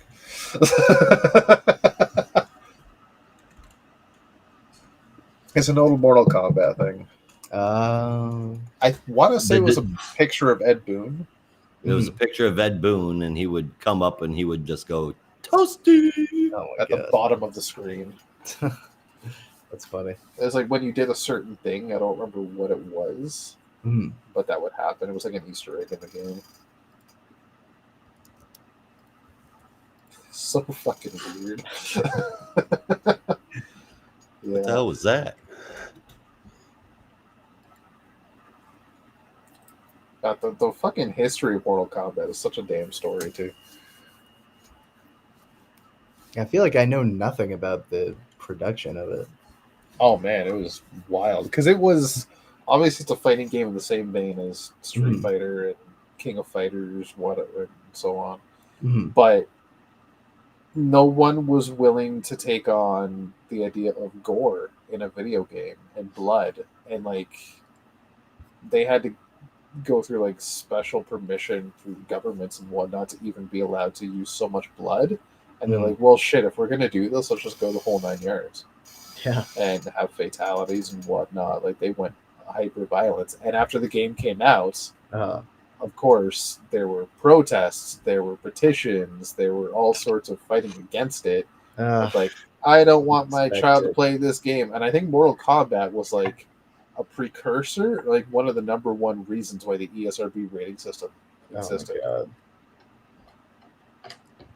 Everybody Thanks, in the Mortal club Kombat. It's for that I had to sneakily buy games online for many years to build that suspicion. Yeah.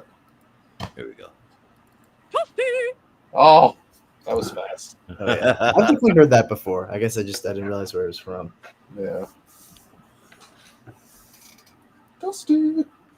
It's a classic. It definitely is. Yeah. Yeah. Okay, now, non-comics related. Between Street Fighter, Tekken, and Mortal Kombat, what's the best one? Between Street Street Fighter. Fighter, Tekken, and Mortal Kombat, Yeah. Street Fighter. I never really played. I mean, I played Street Fighter and Tekken like occasionally in the arcade. I never owned a copy of it. No, But I know, like, they play pretty much the same as they do in the arcade. Mm.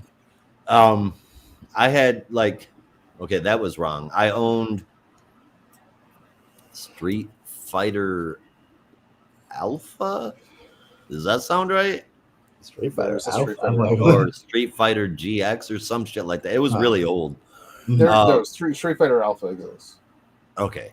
Yeah. It was a On PS2, long ass time I've ago. rented.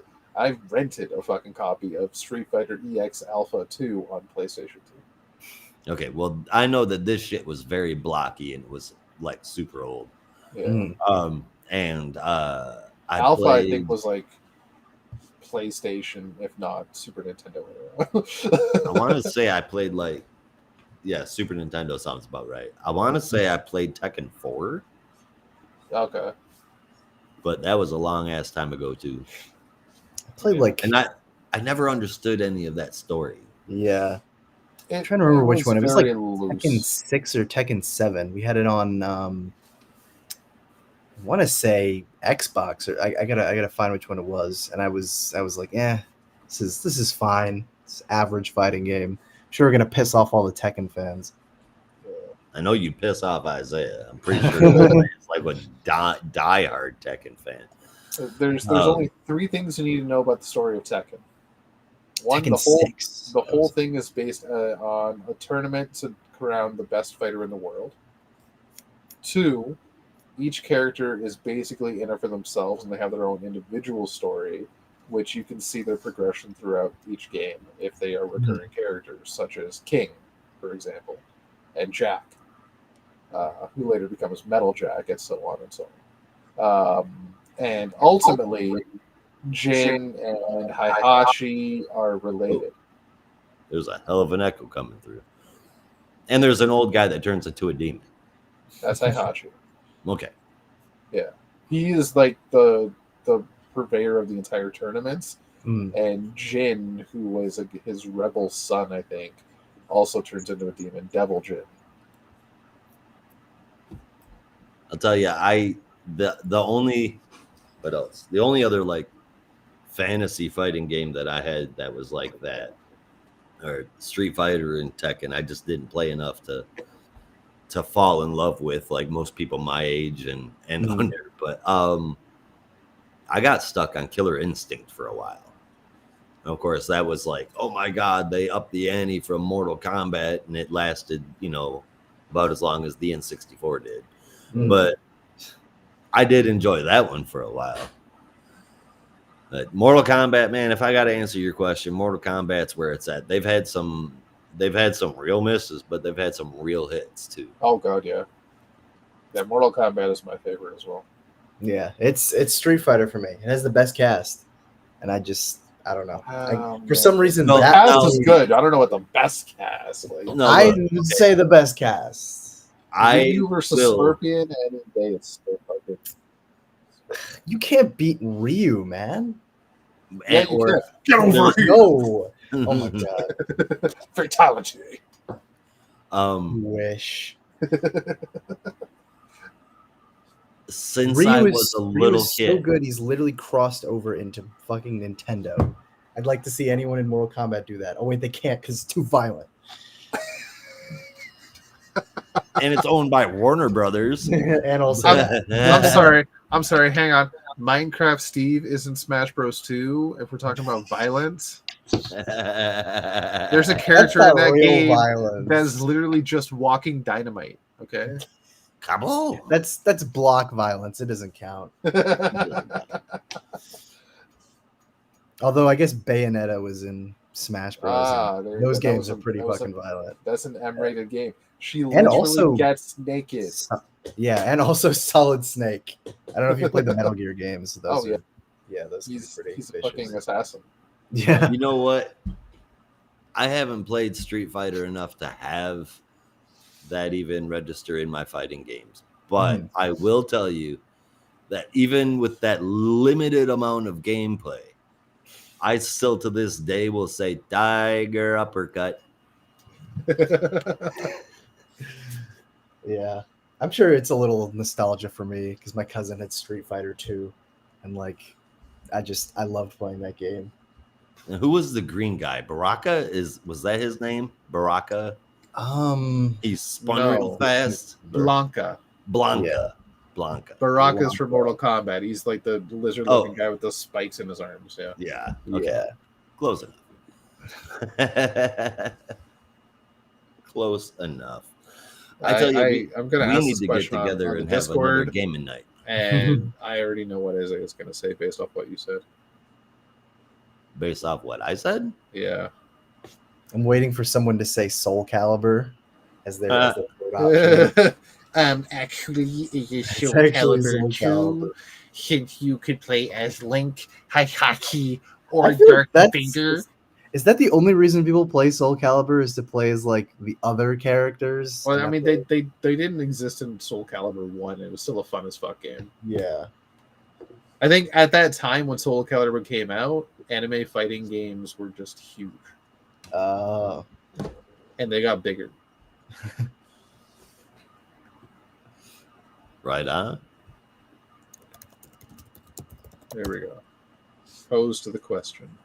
But yeah, I agree. Posed. We should definitely get on some gaming. How much time do you guys have tonight? I don't know. I am getting a little hungry. Yeah. Oh, okay, fair. What do I you was gonna guys say, have? I'm What do you ready. guys have in mind? I mean, whatever. So, I mean, whatever. Well, I tell you If what. you why got don't- some fighting games queued up, we could do a round robin. all I have Mortal Kombat and Injustice 2. Conveniently, no Street Fighter. Wow, what a surprise. Man, I haven't played Injustice 2 in forever. It is hard as fuck. Uh, Gotta be honest with you. The man. story mode, anyway. I could never beat it. My buddy couldn't beat it. Oh, It for was real? Ridiculous. Yeah. Wow. Dude, okay, so on my couch, I kicked the shit out of that game. Like, I didn't go through it on the hardest difficulty, but on normal, and Oh. I whooped ass.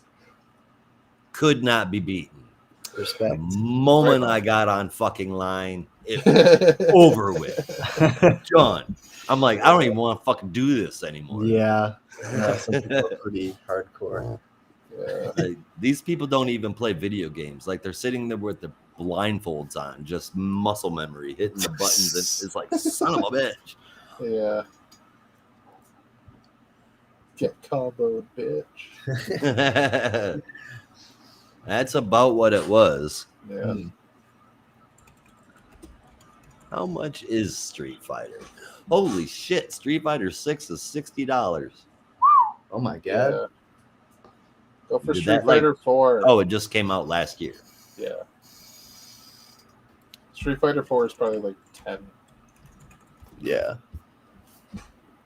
Street Fighter 4 is 30. Yeah. Yeah. Oh, I got excited there for half a second. It said 15, but you got to own some other game in Street Fighter. Well, damn it. Okay, I can't get it right now, but I will get that for us to have some fun. Right on. That would be sick.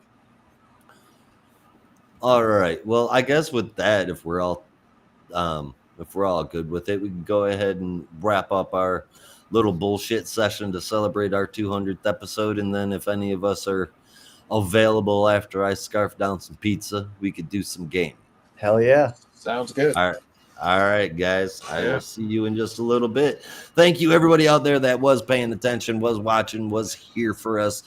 There wasn't any party. It was just a bunch of friends getting together and bullshitting. And that's why we do this every week. We love to do it. Couldn't get better set of buddies to do this with than Brandon and Rob.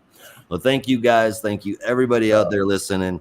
200 podcast episodes is a ridiculous amount of podcast episodes. So thanks for hanging with us. And remember, in the Geek Matrix, everybody has a home. In the Geek Matrix,